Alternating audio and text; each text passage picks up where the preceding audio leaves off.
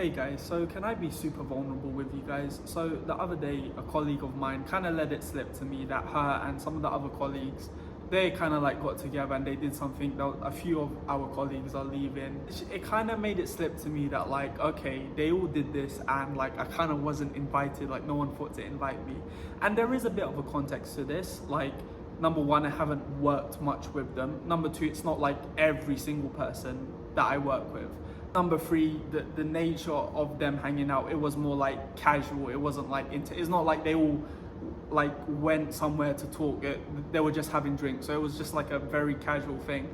It did strike a wound in me, and it's just the latest example in many examples where I've kind of felt that like it's not that I don't have any friends, but I feel like I don't have any friends, or rather I feel like there's something that I'm doing wrong that's not allowing me to connect with people. This feeling, this insecurity, this thing that I've had, this kind of feeling that I've had for a very long time. That like I'm never able to fit in with anywhere.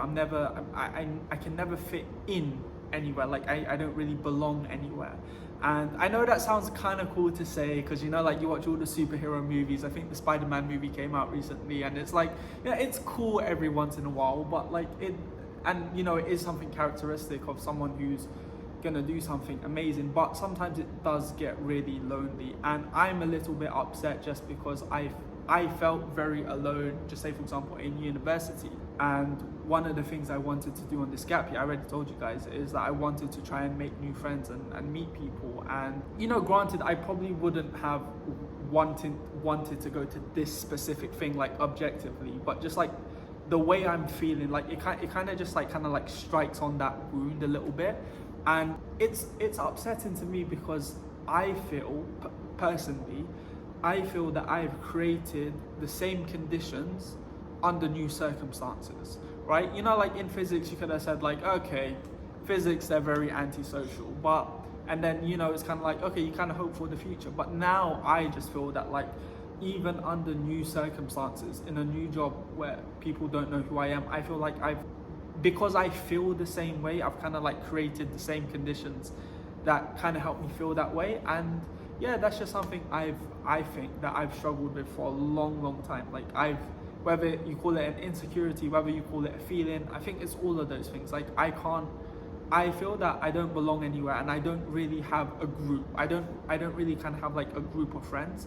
I do have friends because like, you know, like even when I was rehearsing what I'm going to say in this video, it sounds like I don't have friends. I do have friends, but it's like, you know, at the moment I have like one or two friends. But the thing is like, even though like those 1, 2, maybe 3 friends have like, they're friends of mine, it's all like one-on-one. And some of those friends have other friends that they have a group of. And like one of those friends that I'm talking about, he kind of has like people he's closer with than I am, and I can talk to people, like I get along with people. Like I do have one colleague and I get along well with her. She gets along well with another colleague a lot better than I do, and they can like go out and stuff like that. And there is a context to that. Obviously, like they're both girls, so like you know, like obviously there's a bit more of a context to it, right? But I feel that I've never been able to kind of like fit in. And in university, it was like super lonely.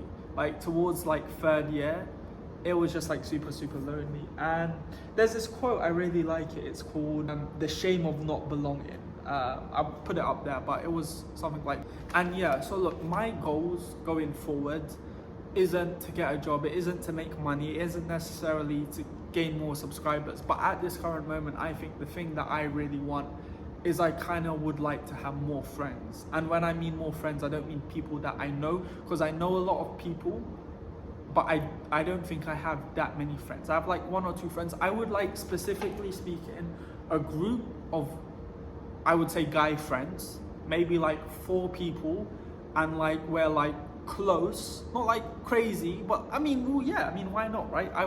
Because I feel that like I don't really have a friendship where I can kind of like laugh and joke around and be lighthearted. Like we have serious conversations, we go to dinner, but we don't really make jokes, and I feel like you can really make jokes the more people, as opposed to like one-on-ones. If it's like 4 people, and like you do stuff like, I don't know, like go on road trips, like I think that's really cool. Like you get 4 guys in the car, you go on like a road trip.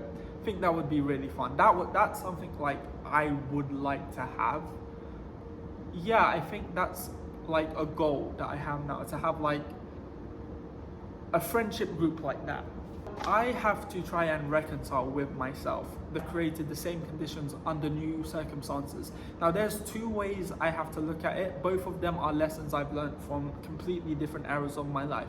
The first lesson is that maybe there is something wrong with you, and not like intrinsically wrong with you, but maybe you are doing something wrong, and maybe that's a good thing, because maybe that means you can still change, and maybe that means if there's something wrong with you and not wrong with the world, then you can change you, and it means that you can transform into someone who's even better. You can be a lot more than you are now, right? And that's so compelling, that idea that maybe you aren't enough. Okay, that's a bad way of phrasing it, but I hope you kind of understand what I mean. Like, if you're doing something bad, you better hope it's you doing something bad and not the world, because if it's the world, then you can't change it. But if it's you, you can change it. And then if that means you can change, then maybe you're only at 40% when you could be at 100%. So that's one way of looking at it, right? As it's like, okay, well, here's me. If I go to one place and I can't really connect with anyone, and if I go to another place, well, then maybe the problem is me, right? It's either everyone else is weird or I'm weird, right? So you get what I'm saying. Or there's another way to look at it, which is that if you put a seed in an environment, if you put a seed in an environment, you see where I'm getting with this, right? If you put a seed in an environment where it doesn't grow, do you blame the seed for not growing, or do you blame the environment? Like, objectively speaking, like this particular hangout, I don't think I would objectively have gone to it. I know I feel a certain way. It's that feeling of feeling isolated and excluded and rejected and abandoned, all that stuff. But objectively, I wouldn't have really wanted to go there. Like, I don't necessarily bond with like just some of the other people, but it did strike just like an emotional wound. So what am I trying to say? I'm trying to say that, well, maybe it's like, maybe there isn't something wrong with you, and maybe you are just built in a certain way and you have certain attributes, and you need people capable of recognizing those attributes in you. And when you have people who recognize those attributes in you, they will bring out the best of you, because they'll encourage you, right? If you have people who, because they have those qualities, they can identify those qualities within you, and they can notice it, and they can see it, and they can witness it, and they can encourage it, and then you grow into like a new person, and then you're kind of loved for who you are, right? And it's like, objectively, if I think logically, if I take emotion out of it, and kind of like, yeah, maybe I am. If I take that out of it, I mean, even in university, I mean, like in the physics class, I don't necessarily think there's any groups that I would actually want to be in. There's no, and I'm not trying to be like rude or anything, but I don't, like, if I had friends, I wouldn't want to be friends with them. It's kind of, I'm not impressed by your performance. Like, because I don't have friends, like, you know what I'm saying, right? The point I'm trying to make is the environment, right? And as much I love my job, I think it's great. I think there's many benefits to it, but I don't necessarily think that it's bringing out the best of me. Like, I have certain attributes, like, I think, yeah, and I'm gonna speak kindly about myself, okay? I'm a good leader. I feel like I'm a good communicator. I'm really good at giving my best, and I'm really good at caring about things, and I'm really good with, yeah, like, I have just all these qualities, and I just feel in this job, or just in an environment where like that isn't really appreciated, or it's kind of like ignored, they don't get to expand, right? And then if you're in an environment where it's like, because people are so diametrically, not even diametrically, but just a little bit different to you, then it's like they can't, you only see the beauty in others that you see in yourself. So if people don't kind of share certain things with me, it's like they don't see it in me, and if they don't see it in me, they also don't see me, and that means I kind of feel like isolated. And then like that part of me, that kind of like wound, that deficient part of me that feels like he's being isolated, ignored, because that's the wound that's being triggered. That's who you become. So you become that, right? Because I've been in scenarios here where like I've been like ignored, and like, I think that's just normal for the environment, but like I'll just be like ignored, and then like how people talk to other people versus how they talk to me, it's not personal, but it's just the way things are. Like, it's super weird. Yeah, that part of you, that if you have that childhood wound of being ignored, that part of you is gonna grow, and I feel like that's what's happening now. So I'm trying to reconcile between like, is it the environment? Do I need to change the environment? Do I need to seek out a new environment, or is there something that I'm doing that's not right? But the thing is, with the latter option of the two I just mentioned, it's like I'm also not like a project as well, right? Like, I do believe in self-improvement, but I don't know if there's someone here. I hope not. I'm also a human being. You're not like a robot who constantly needs to be reassessed and reanalyzed, and you have to kind of make yourself perfect.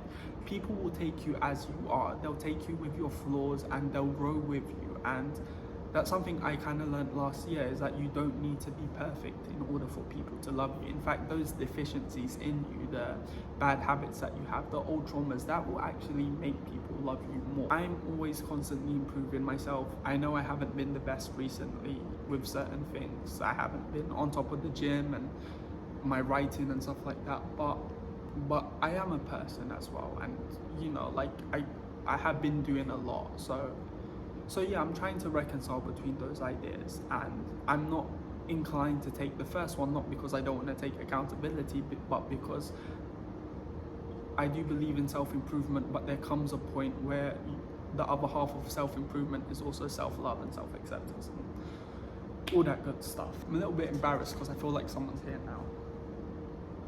So anyway, the last point is that, so those are my goals. Those are the two ways of me viewing the problem. And I've been reading this book. I've been reading this book by Dr. Joe Dispenza. It's called Becoming Supernatural, and it's a very good book. I've been loving it a lot. The part that really resonated to me is this idea of the thinking, feeling loop. So it's common sense, but the way he's extrapolated certain concepts and made them so sophisticated resonates with you a lot more. What he says is that you gotta have if you want to manifest something, you kind of have to have a clear intention and an elevated emotion. Those are the two things. And the point he makes is the intention comes from your brain, and that's like the electrical charge. And the elevated emotion, that comes from your heart, so that's the magnetic charge. So together they make an electromagnetic wave. And when you're on the frequency of the thing that you want, when you have both the electric and the magnetic, you kind of like, you're on the same frequency as the version of you who has it. Our bodies get trapped in the past. Me, if I go into a new context and I have this thing that like, you know, I can't make friends, like I'm always gonna perceive new information as the part I wanted to focus on is the elevated emotion bit, because I think that's important. One thing this guy says in the book is you have to really feel the elevated emotion, and what you're doing is you're teaching your body what it feels like to have the thing that you want before you have it, because your body can't tell the difference between what's real or imagined. So if you're feeling it, you're feeling what it's like to have it, then your body becomes accustomed to having it. So your body's more able to receive it, and your body becomes a map for the future rather than a record of the past. And I was writing down like why I would want these friends, why I would want that certain group of friends who I'm very close and very intimate with, and kind of like I'm like the kind of like highest priority on their friendship, I think. And I was writing it down. I was writing down, how would this make me feel? I wrote down excitement. I wrote down I would feel supported. I would feel protected. And I think that's a big theme in why I want this. I want to feel, I also want to belong. I want to be excited. I want to feel lighthearted. I want to feel loved. You know, like all that good stuff. But I think a lot of it was actually protection and support and security and safety. I think it all, at the end of the day, it results around safety and what I have to do, I think. And that also ties into what I talked about before, was like, okay, you see other people going together, why does that make you feel a certain way? Because you don't feel safe. Because when you're on your own and people are together, right, human beings, they want to be together to feel safe. And what I need to do is I need to teach my heart how to feel safe, how to feel loved, how to feel excited, how to feel joy, how to feel gratitude, all these things. And then because I'm feeling those things that I imagine I would get from this desired goal, I become detached from that goal because I already have the feelings I want to obtain from it.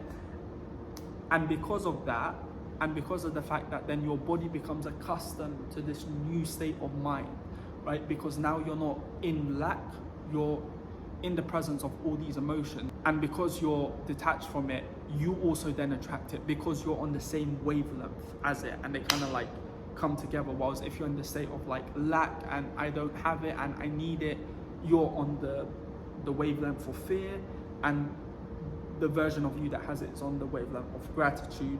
So it's just something I've been working on. I'm trying to meditate, and in that meditation I've been trying to feel those emotions that are associated with having friends. And yeah, so I'm gonna say that. And yeah, I do have friends. Not the cap. Like, I'm not like, I can talk to people, like I'm really good at talking to people, but like I would just like friends who I'm like best friends with, and not just like one person, like a group of people, and we can do like fun road trips. That would be nice. I would love to go on a road trip with someone, like a group of friends. We're all like laughing in the car, and then we all like, there's like a campfire, and we all kind of like talk, have deep conversations, and then the next morning we start laughing. So yeah, that's me being vulnerable. That's me telling you what I want, how I feel, and what I'm working on. I'm gonna put some clips on me working and gymming and stuff, because that's what I've been doing. I've been working at gym. Thank you so much for watching. Peace.